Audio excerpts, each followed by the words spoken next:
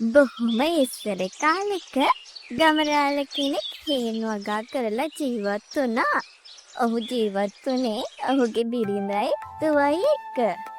නෝනේ එහෙනම් මං හේනට ගියෙන් එන්නම්. පරිස්සමට මහත්තයා. මං දුවත් එක්ක ඇඹුලත් අරන් ඒ පැත්තට එන්නම්කෝ. හැමදාම උදේට හේනට යන්න ගමරාල පුරුද්දක් කරගෙන තිබ්බා. ගමරාල මෙදා පාරත් ඉතාම මහන්සි වෙලා හේන් වගාව පටන් ගත්තා. හැමදාම වගේ මෙදා පාරත් හොඳ අස්සන්න ගමරාල බලාපොරොත්තු වුණා. බිම් තකස් කරලා විවිධ වර්ගයේ එළවලු හිටවන්න ගමරාල හිතාගත්තා. එළවලු බැල පිපෙයි හසරැලි අපිත් පලට යමු නටමු ඉදිරිදී එළවලු බැල සොන්. ගමරාලට හේන් වගාව කරගෙන යන්න ගමහාමිනෙත් නිතරම උදව් වුණා.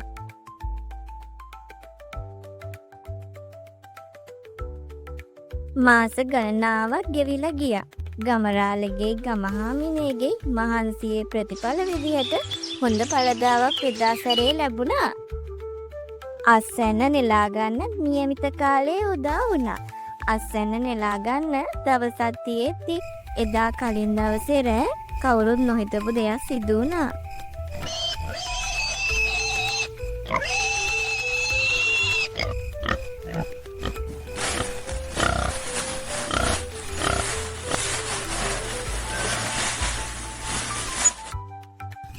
Jauh, Valura, jauh. ජනයන්න ෂුප් ෂුප් Jauh, Valura, jauh. ෂුප් Jauh. ෂුප් ජනයන්න ෂුප් ෂුප්. අයියෝ මේ මොන විනාශයක්ද මේ. අනේ මගේ එළවලු පැල ටික හොයියෝ. ඉතින් මේ උනදේ දරාගන්න බැරිව එදා රෑ ගමරාල දුකින් හේනට වෙලා හිටියා. අනේ දෙයනේ මගේ හේනට මම මොකද කරන්නේ? මෙහෙම ගමරාල දුකින් කියව ඉද්දී එතනින් යන්න ගියපු යකෙක්ට මේ ගමරාල දුකින් කියවනව ඇහුණා. මේ ගමරාල මේ මහවැය මොකද මෙතන කරන්නේ අඩාන්ඩා ගිහින් අහන්න ඕනේ.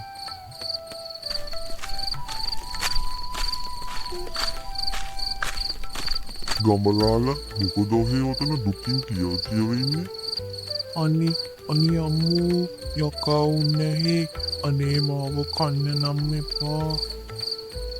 ගමරාල මම මිනිස්සු ආහාරයට ගන්න යකෙක් නෙමේ. මම මෙතනින් කැලේට යන්න එනකොට ඔබ අඬලා හිලයි ආවේ. යකා එසේ පැවසූ පසුව ගමරාලට යකා ගැන තිබ්බ බය නැති වෙලා ගියා. අනේ බලන්න යකා උන්නැහේ මගේ හේන ගොඩාක් සරුවට ඇදිලා තිබුණා. දැන් ටික්කට කලින් ආව ඌරු රංචුවක් මගේ හේන විනාශ කරලා දාලා මේ හේනෙන් ලැබෙන එළවලු විකුණලා තමයි මායි මගේ පවුලේ අයයි ජීවත් වුනේ. ඒකයි මම මෙතන අඬා හිටියේ. ගමරාලට උන දේ අහපු යකාට ගමරාල ගැන දුක හිතුණා. ගමරාල මට පුළුවන් ඔහෙට උදව් කරන්න. මේ හේන තිබ්බට වැඩිය සරුවට වගා කරන්න. ඔහෙට කරන්න තියෙන්නේ මට තුන්වැනිට බත් මුල් 3ක් ගෙන දෙන්න විතරයි. ඔහේ කැමති දෙයකට.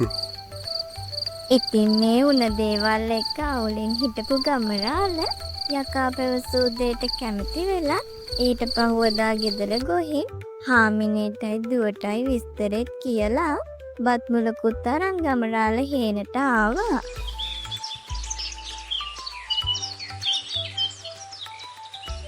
එළවලු ගොත්තේ යකෙක් ඉන්නවා ගමරාලට උදව් කරලා සතුටු වෙනවා. දවසට 3 වේලක් කෑම කනවා. වත්තේ සතුටින් වැඩ කරනවා. ඕ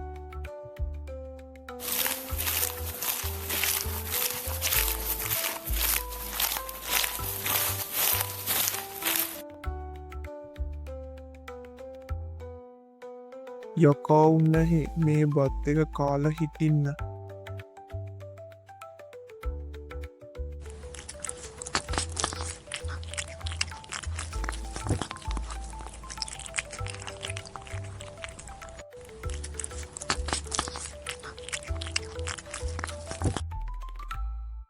ඉතින් මේ යකා ගමරාල ගෙනා බත් මුලත් කාලා ආපහු එන වැඩ පටන් ගත්තා. මේ දුටු ගමරාලත් යකාට උදව් කරන්න අමතක කරේ නෑ. ඉතින් මේ යකා හැමදාම රෑට හේනක් බලාගෙන හේනට වෙලා හිටියා.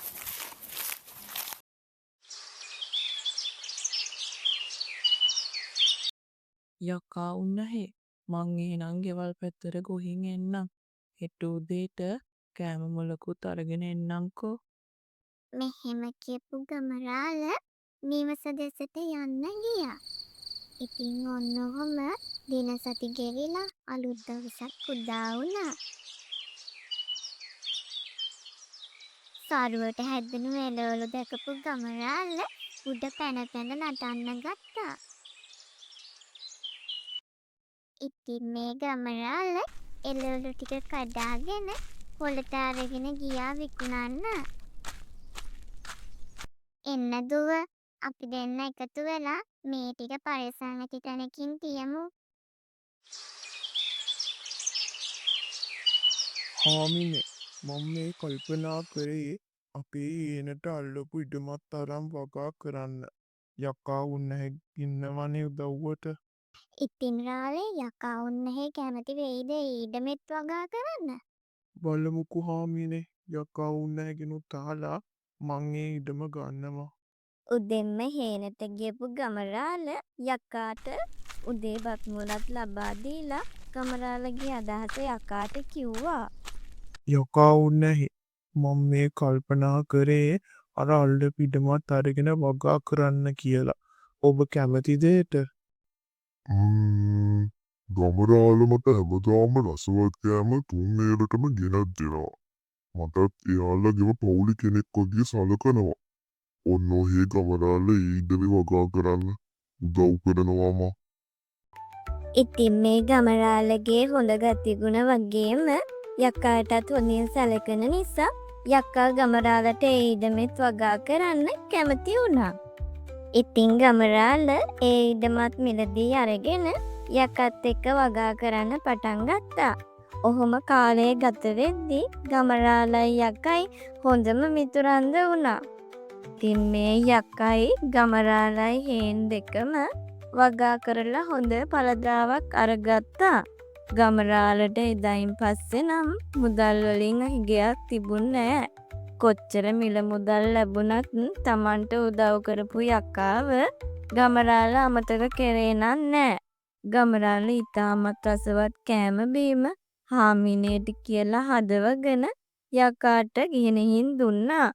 ඉතින් ගමරාලයි යකයි හොඳම මිතුරන් බවට පත් වුණා.